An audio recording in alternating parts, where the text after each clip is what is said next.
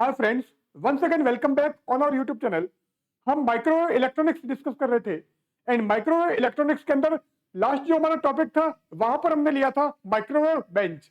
अब आज हम यहां पर डिस्कस करेंगे डायरेक्शनल कपलर। तो बिना किसी देरी के मूव करते हैं हमारे लेक्चर की तरफ, डायरेक्शनल कपलर।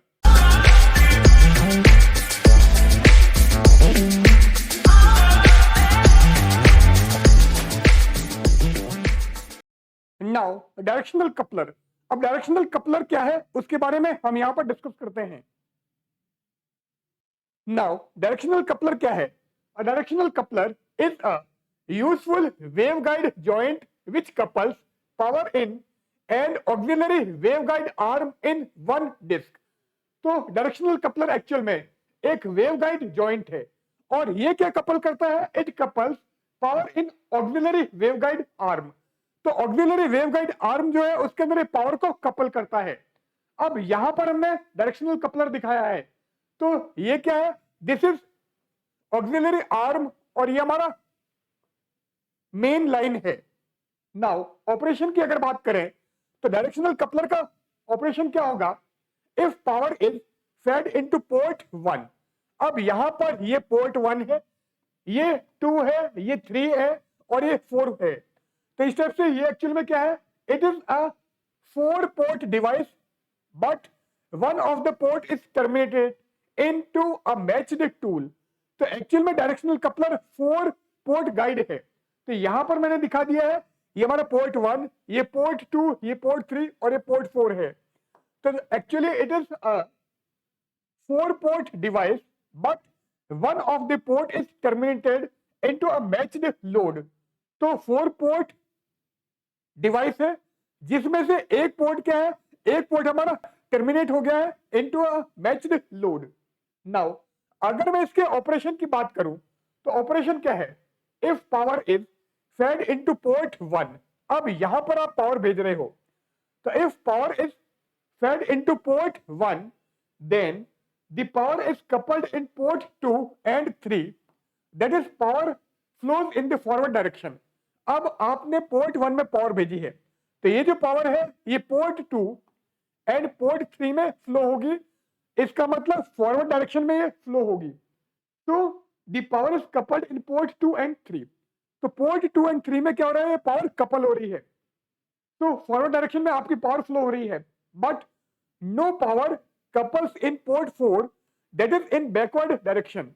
तो आपने यहां पर पावर सेंड की है, तो ये जो पावर है ये आपकी पोर्ट 3 एंड पोर्ट 2 में कपल हो रही है।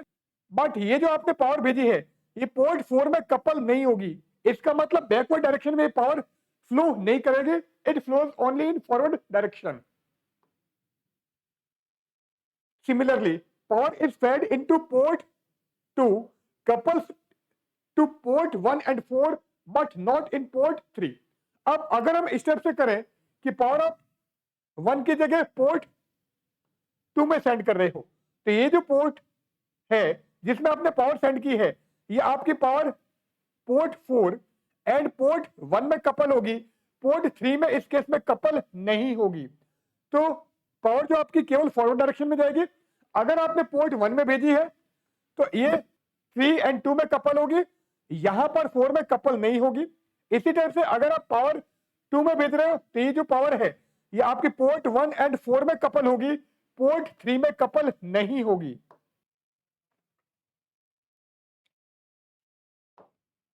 Now all the 4 port are matched, that is if 3 of them are terminated in matched load, the fourth is automatically terminated in a matched load।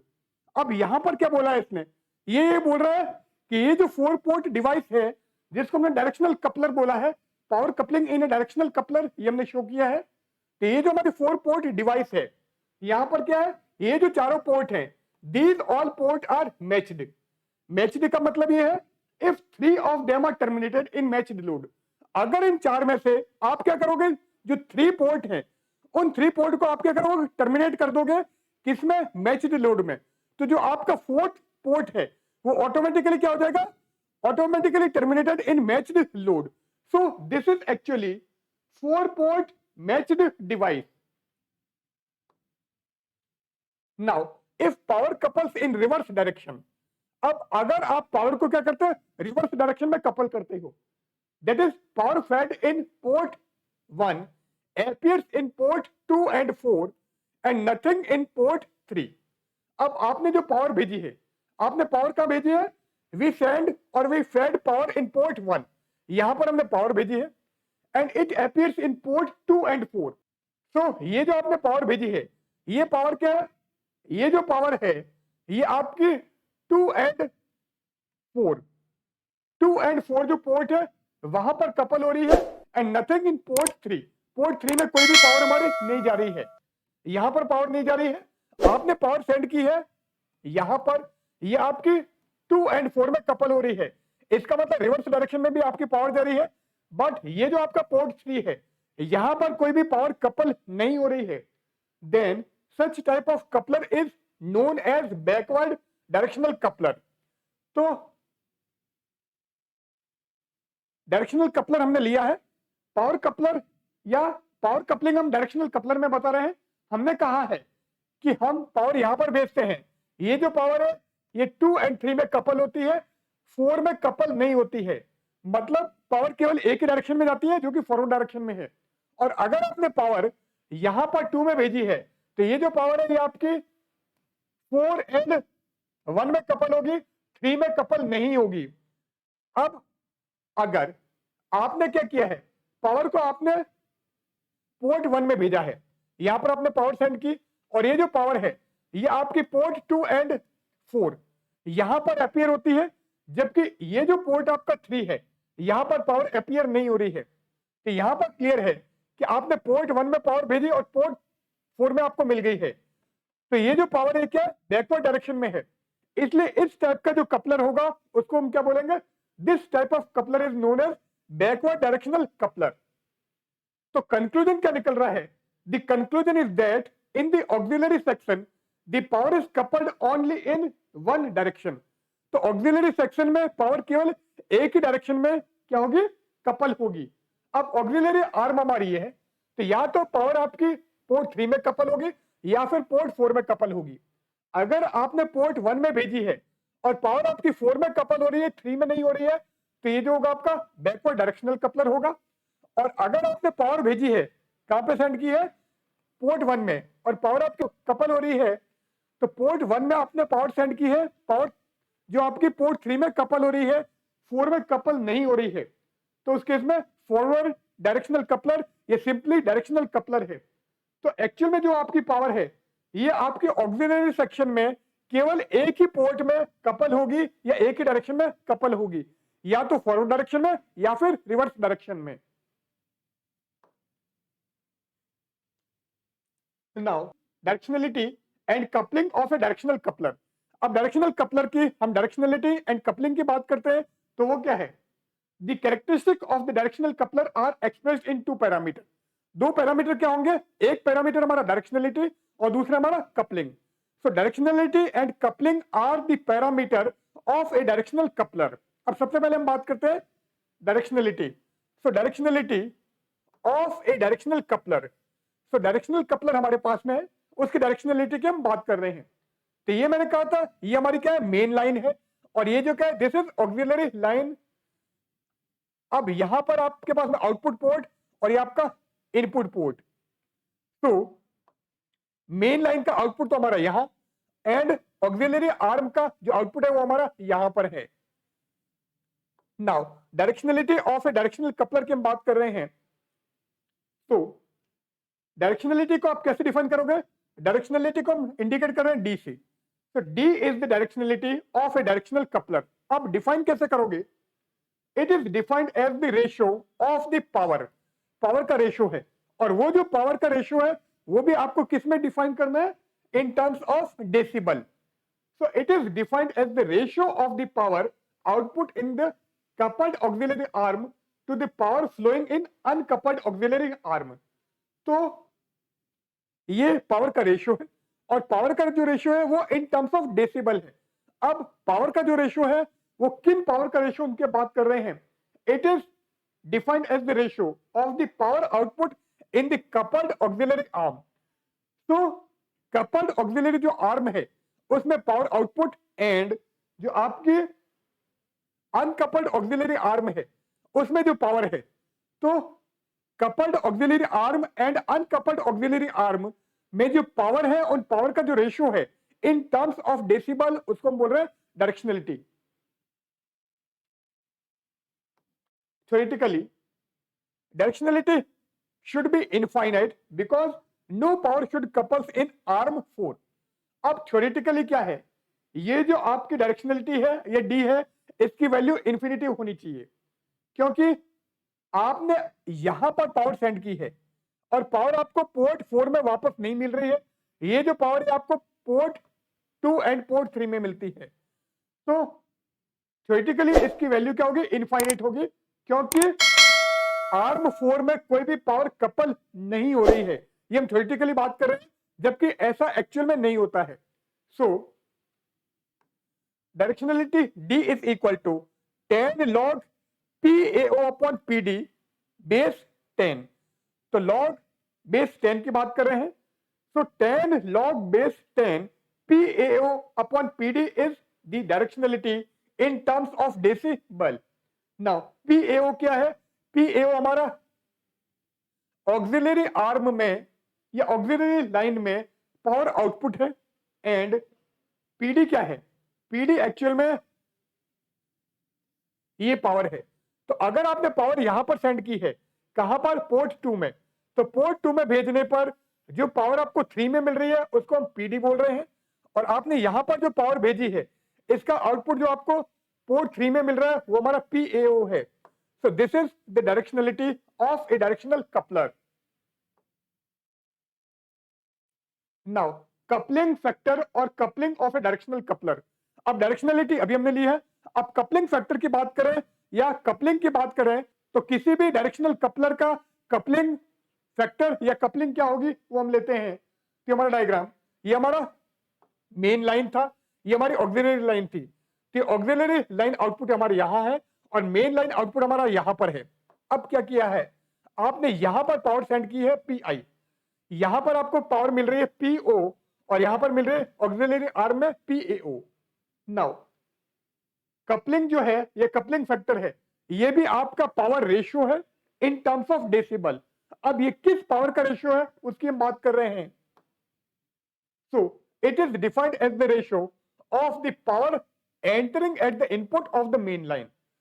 तो मेन लाइन में जो input power है that is PI and power couples at the output in the auxiliary arm, and auxiliary arm में जो आपका output power मिल रहा है उसके रेशियो को हम बोलते हैं कपलिंग फैक्टर, और ये भी आपका इन टर्म्स ऑफ डेसिबल होगा। तो PI आपने मेन लाइन में पावर इनपुट दिया है एंड PAO आपका जो ऑक्सिलरी आर्म है उसमें पावर आउटपुट है। तो PI upon PAO 10 log base 10 in terms of decibel is known as coupling factor of directional coupler। The high value of C is desired। तो coupling factor की value आपकी high होनी चाहिए। Now both the parameters, कौन कौन से, directionality and coupling factor, both the parameters are frequency dependent. तो C भी आपका फ्रीक्वेंसी डिपेंडेंट है और D भी आपका फ्रीक्वेंसी डिपेंडेंट है। So both the parameters are frequency dependent, hence to have a wide band directional coupler ideal conditions can't be achieved। अब C it depends on frequency, D that is directionality also depends on frequency। तो दोनों ही factor हमारे frequency पर depend कर रहे हैं, इसलिए इसने बोला है कि क्या है, hence to have a wide band directional coupler ideal conditions can't be achieved। इसलिए आइडियल कंडीशन हमको नहीं मिलेगी, किसके लिए, वाइड बैंड डायरेक्शनल कपलर के लिए। However, total directionality of the signal in addition to frequency, frequency के एडिशन की बात कर रहा है, फ्रीक्वेंसी के एडिशन में total directionality of the signal क्या होगा, depends on reflection from internal termination, intrinsic directionality and reflection from the output flange.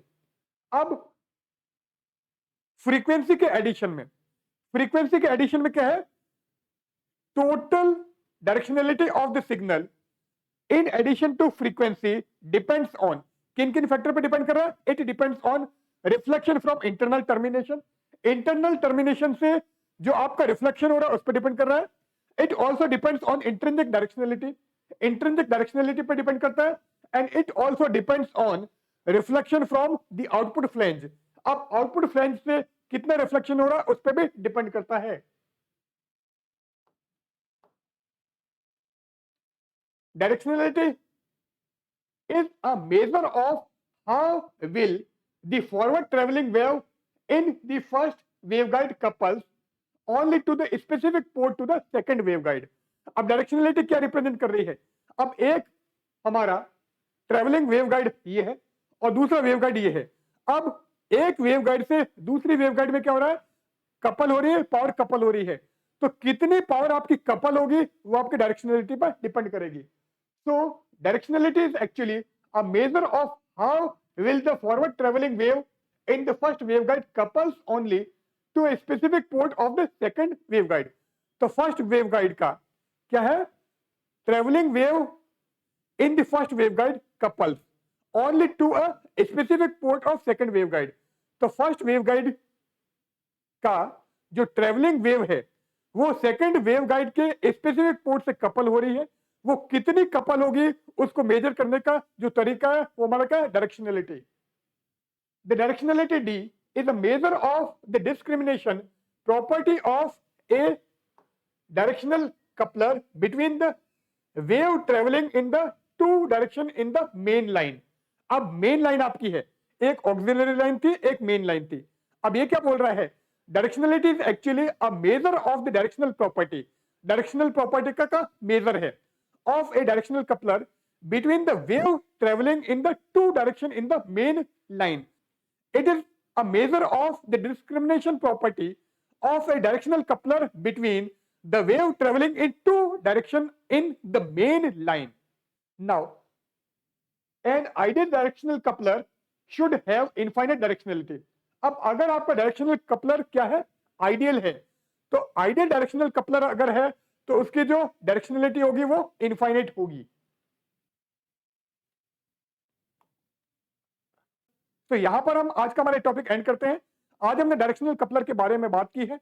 तो एक वेवगाइड से दूसरे वेवगाइड के स्पेसिफिक पोर्ट में आपकी जो वेव ट्रेवल कर रही है वो कितनी कपल होगी उसके बारे में डिटेल में स्टडी करने के लिए हमारे पास में क्या है? Directional coupler. तो आपने इनपुट में पावर सेंड की है, तो ये जो आपकी पावर है आपने पोर्ट 1 में पावर सेंड की, ये 2 और 3 में कपल होगी, 4 में कपल नहीं होगी, मतलब रिवर्स डायरेक्शन में नहीं आएगी. इसी टाइप से अगर आपने पोर्ट 2 में पावर सेंड की है तो आपकी 1 और 4 में कपल होगी, 3 में कपल नहीं होगी. तो इस टाइप का जो डायरेक्शनल कपलर है वो हमारा फॉरवर्ड डायरेक्शनल कपलर, ये डायरेक्शनल कपलर है. पर अगर आपने पोर्ट 1 में पावर सेंड की है, वो आपकी जो पावर है वो 2 और 4 में कपल हो, 3 में कपल नहीं हो, तो इस टाइप का डायरेक्शनल कपलर क्या होगा? वो हमारा रिवर्स डायरेक्शनल कपलर होगा. तो मेनली हमारी जो जरूरत पड़ती है वो फॉरवर्ड डायरेक्शनल कपलर की जरूरत पड़ती है. उसके दो पैरामीटर है, जो डायरेक्शनलिटी है एंड दूसरा क्या था? कपलिंग फैक्टर था. इसके बारे में डिटेल में स्टडी हम यहाँ पे की है. तो यहाँ पर हम आज का हमारा लेक्चर एंड करते हैं. इसी टाइप से हम टाइम टाइम पे आपके सामने नए नए लेक्चर लेकर आते रहेंगे. तो आप इस वीडियो को लाइक कीजिएगा, शेयर कीजिएगा, और अभी तक आपने हमारा चैनल सब्सक्राइब नहीं किया तो उसको जरूर कीजिएगा, जिससे जो भी हम लेटेस्ट अपडेट करें वो आपके पास में सबसे पहले पहुंचे. तो बहुत जल्दी मिलते हैं एक नए वीडियो के साथ. तब तक के लिए गुड बाय.